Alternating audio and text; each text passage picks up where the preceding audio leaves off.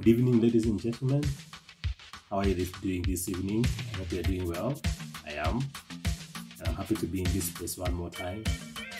Welcome to my video today and for this week.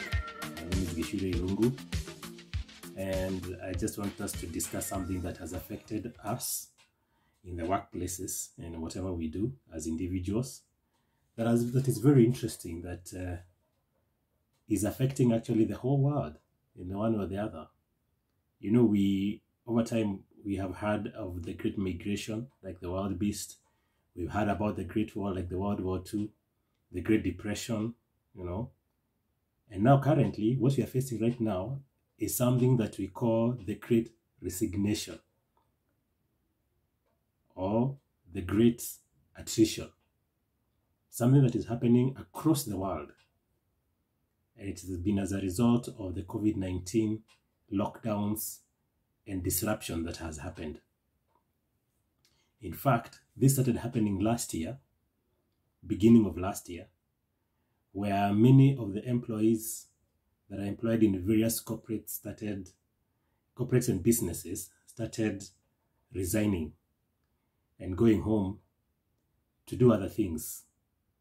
Well, some of them had been laid off and they refused to come back when the lockdowns were over. After COVID-19 lockdowns were lifted, they refused to go back to work. In fact, I want to start with some interesting statistics that we can have a look at.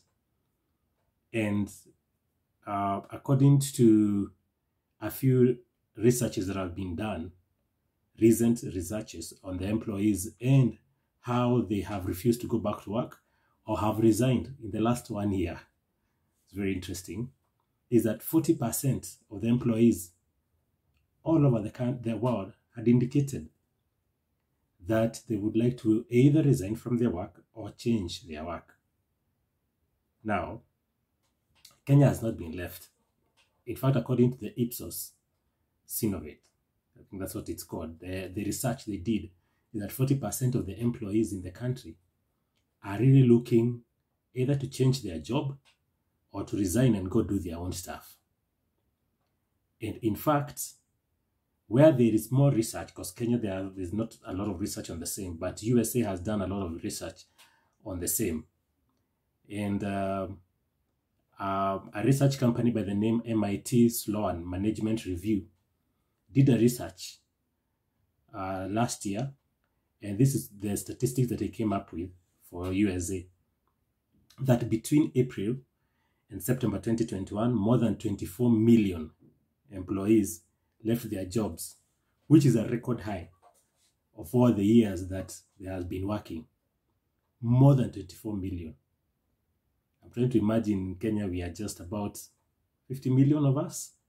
So half of us, if all of us were working, like half of us would have left that job within that period of time.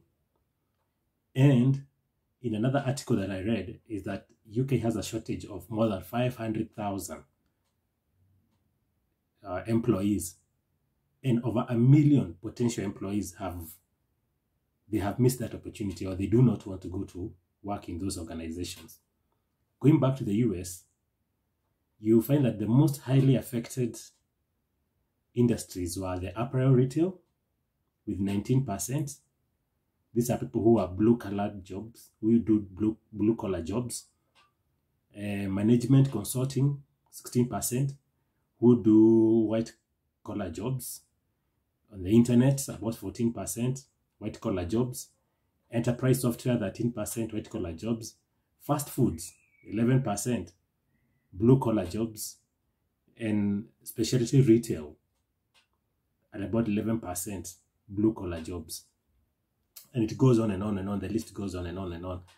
You can log into MIT Sloan Management Review and just have a look. So what we have noticed is that, or rather what they have noticed is that, or what I'm noticing from these articles that I'm reading and what I'm hearing from the industry, is that a lot of employees are reevaluating their work and their lives. They are reimagining their lives. They are thinking about where they want to be and who they want to be. And when they're looking at that, the companies are the ones which are suffering, the corporates, the businesses, because they are going out, the employees are going out to do their own stuff. Hence, the great resignation happening around the world. In fact, in the US, it's almost 50%. It is scary to many of the corporates. Now they are offering more incentives, they are offering more, better salaries and all that. But the thing is, already what COVID-19 did has made many of the people reimagine their lives and realize what is more important in their life. Is it the money? Or is it their families? Or is it their sanity? And with this kind of what was happening just before COVID-19, many of the companies or the businesses were trying to make more profit.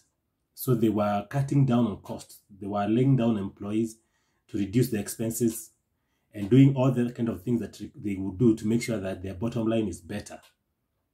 So what that meant is that the employees who remained were tasked to do jobs for 2 people or 3 people alone. Meant they are under more pressure, they are under more stress, they are under more, what is required of them is more.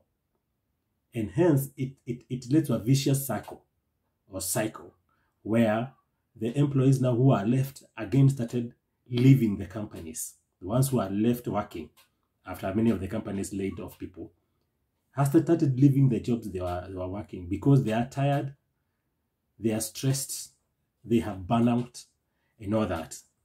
So that is what is happening. The cycle is going on round and round, round and round. So the companies are finding themselves in situations where they have now to increase their salaries and all that to retain those kind of employees. According to this study, which we are talking about today, the top predictors of attrition during the Great Resignation were this. Notice, none of it was about the money. The following 5 top predictors we are talking about, none of it was about the money. Number 1, and the biggest, compared to the money, was toxic corporate culture. Where the culture of the corporates is really toxic, many of the employees left. They've left. And they're continuing to leave. And actually, that is like compared to better pay,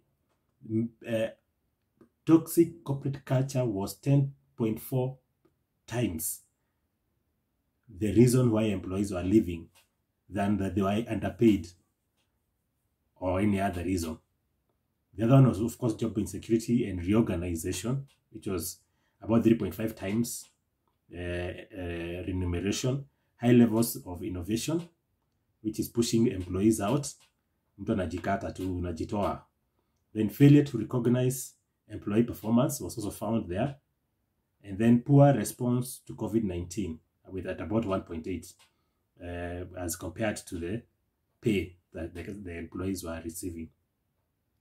So the toxic corporate culture is what is leading many of the employees to leave, because this accounts for a lot of stress for the employees. It accounts for what employees go through in that as they are working. It accounts for the burnout they receive. It accounts for so much more than the pay that they are talking about.